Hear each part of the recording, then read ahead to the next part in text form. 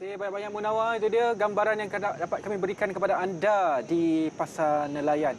Kalau anda berada di Besut sekarang, contohnya pergi melancong ke Pulau Perhentian walaupun dah hujung musim, rasanya buka lagi. Lebih kurang dalam 20 minit anda boleh sampai ke sini. Cuaca cukup cantik hari ini. Memang kalau anda tengok semua ada shadow, itu menunjukkan bahawa panas dan cuaca itu menyebelahi kita lah untuk kita bersiaran pada hari ini, dan juga ramai pengunjung yang hadir pada hari ini mengenakan busana tradisional macam kami hari ini. Betul tu. Dan suasana ataupun yang ini yang sebenarnya kita nak sebab kita dapat melakukan aktiviti-aktiviti di sini.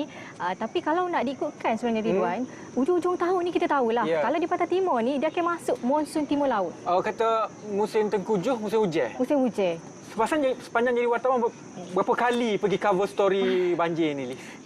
Tak boleh nak royak. Memang banyak kali. Setiap kali banjir, setiap kali masuk je, ujung-ujung tahun. Muka ni akan tubik TV semua. Walaupun banjir tetap cantik, Liz. Okey. Dari Kelantan. Okey, hari ini kami sangat berbesar hati.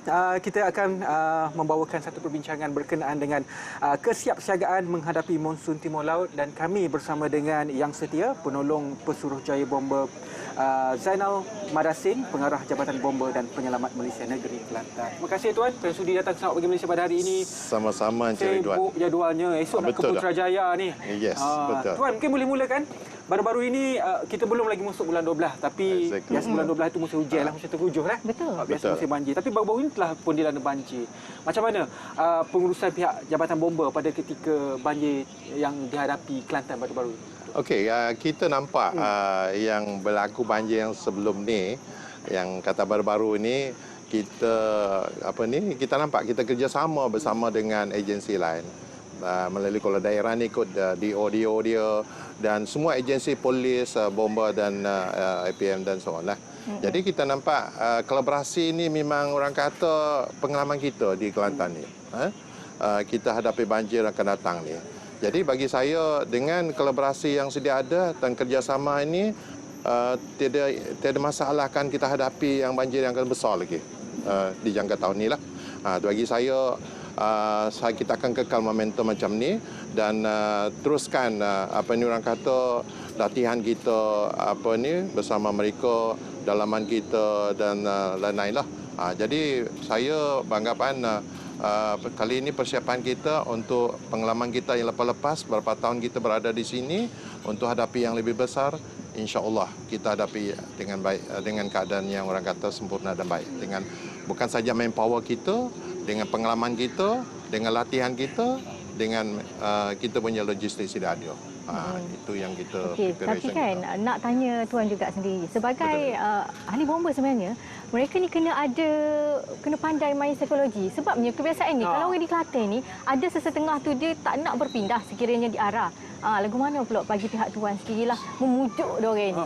Betul Encik Liz. Daripada pengalaman kita untuk di Kelantan ni, especially di Rantau Panjang. Saya sendiri turun di Rantau Panjang ni. Sebelum banjir ni kita dah tackle orang-orang kampung ni untuk turun. Mereka ni dia kata kita ada pengalaman ni Tuhan, dia kata jangan risau. Tapi dia terkejut apabila pengarah sendiri turun, pujuk mereka. Dia kata insya-Allah kita akan turun bersama dengan agensi lain, special bomber juga dia kata. Jadi mereka ni kena bukan tergesa-gesa nak pujuk mereka. Mereka tahu bila tu banjir. Mereka tahu bila mereka akan ke pusat pembinaan sementara ni. Dengan pengalaman mereka ni, saya rasa tidak masalah untuk dipujuk, untuk dirayu. Mereka ni kena tackle begitu.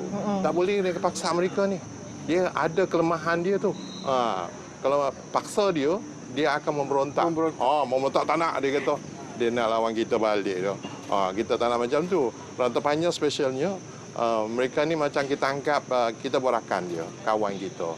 Jadi kita banyak buat program latihan dan kempen dengan mereka. Mereka tahulah. Jadi kalau kita nak turun orang kata di site ni di kawasan banjir ni, dia tahu dah kita ni pengarah datang. Kita ikut sekali dah kita. Tackle kita macam tu. Jadi alhamdulillah setakat ni apabila dengan psikologi kita, kempen latihan tu, alhamdulillah mereka mudah untuk banjir Tuan. Dia kita tak boleh jangka. Kadang-kadang kecil, kadang-kadang besar yang tidak boleh dijangka. Dari aset dan juga logistik. Macam mana persediaannya untuk menghadapi luar jangka? Betul. Saya tak nafikan. Kita berpandu kepada Met Malaysia, keadaan hujan, cuaca dari masa ke semasa, air pasang kita macam mana, hujan lebat tu macam mana, kan?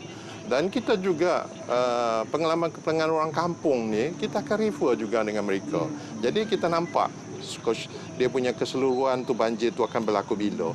Jadi alhamdulillah kita selain daripada latihan kita, strength kita, anggota kita dan semua, logistik kita alhamdulillah kita dapat orang kata kita punya logistik dalam keadaan sempurna dan baik yang kita akan preparation ni semua.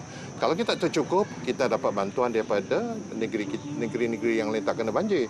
Dan agensi lain juga akan bantu kita semua. Tapi alhamdulillah, kali ini insya-Allah kita banjir ni kita akan tempui dengan orang kata manpower cukup dan juga logistik yang cukup dengan kerjasama dengan latihan yang sudah kita buat. Itu antara kesiapsiagaan daripada pihak Jabatan Bomba sendirilah kan. Dan kita tahu juga mungkin adalah nasihat Tuan supaya mereka ni sentiasa bersiap sedia daripada segi kesihatan dan juga benda-benda yang paling penting kena bawa ni. Kena siap sedia sekarang. Kesiapsiagaan masyarakat bagaimana? Betul. Saya memang pengalaman bersama dengan masyarakat setempat ni, especially di kawasan-kawasan yang kena banjir ini, saya kata selain daripada ingatkan mereka kena tengok kaji cuaca atau MET ni, keadaan cuaca sekarang ni, itu fokus dan cuba elakkan kalau banjir itu kawasan mandi mandah ni cuba elakkan takut benda-benda yang bisu apa semua kan. Yang penting ubat-ubatan tu. Kalau kita kadang masa kita ni atau yang kita nak pindahkan yang tak sihat, ada sakit yang kronik apa semua, kita kena pasti itu daripada keluarga dia, daripada pihak hospital sendiri. Jadi pastikan mereka standby, bawa tu semua untuk keperluan mereka sebelum mereka dipindahkan ke sana. Kita akan fokus kepada masalah-masalah yang ni untuk mereka. Dari segi pengurusan pusat pemindahan sementara pula bagaimana untuk memastikan cukup? Okey, setakat ni pusat pemindahan sementara yang saya tahu dah, di Kelantan ni sebanyak 640. Itu figure yang tahun lepas. Mungkin akan dibanyakkan juga. Jadi pengurusan kita di semua agensi yang terlibat untuk pindahkan mereka, alhamdulillah bukan sahaja bomba tapi semua agensi, dan kita kena pasti PPS kita ni di mana-mana yang ada. Contoh PPS di di Rantau Panjang, Pasir Mas, kita kena pasti dah. Kalau tak cukup pun kita pergi tempat lain pula. Alhamdulillah setakat ni cukuplah alhamdulillah. Dan kebiasaannya kan Tuan, saya pernah sendirilah ke pantai tapi masa tu hujan. Akan ada pihak bomba yang berjaga bagi memastikan pengunjung ni berhati-hati. Jadi mungkin ada nasihat sikitlah keselamatan di pantai. Kita bomba ni sama juga dengan agensi lain. Kita bomba kita sentiasa buat rondaan. Banjir contohnya lah, saya kata tadi, kawasan-kawasan yang hotspot, mereka sentiasa meronda. Balai-balai kita ada 22 balai di daerah negeri Kelantan ni. 22 balai kita ada. Jadi di pantai ni memang kita ada pasukan khas untuk orang kata pantau dan penyelamatan. Jadi jangan risau, mana-mana tempat yang tuan-tuan dan puan-puan pergi, kawasan-kawasan yang bahaya, mereka sentiasa ada. Sama juga agensi lain, polis ada, APM pun ada. Jadi kita kolaborasi itu, kita tolong-menolong, kita sentiasa bersama. Rondaan memang kita amalkan daripada dulu lagi hingga sekarang. Terima kasih Tuan. Itu saja masa yang kita ada untuk kita membawakan kepada anda semua bagaimana kesiapsiagaan Jabatan Bomba untuk menghadapi monsun timur laut terutamanya di negeri Kelantan. Terima kasih banyak-banyak kepada yang setia, penolong Pesuruhjaya Bomba Zainal Madasin, pengarah Jabatan Bomba dan Penyelamat Malaysia Negeri Kelantan. Baiklah Tuan. Sama-sama. Selepas ini kami akan bawakan kepada anda semua masakan khas daripada Pasir Putih Kelantan. Ya, betul tu. Saya tak pernah makan. Tak rajin makan. Lepas ni kena makan sebabnya Ridwan kena buat juga lepas Saya ni. kena try. Kena buat. Okey, kembali selepas ini. Kita berehat seketika.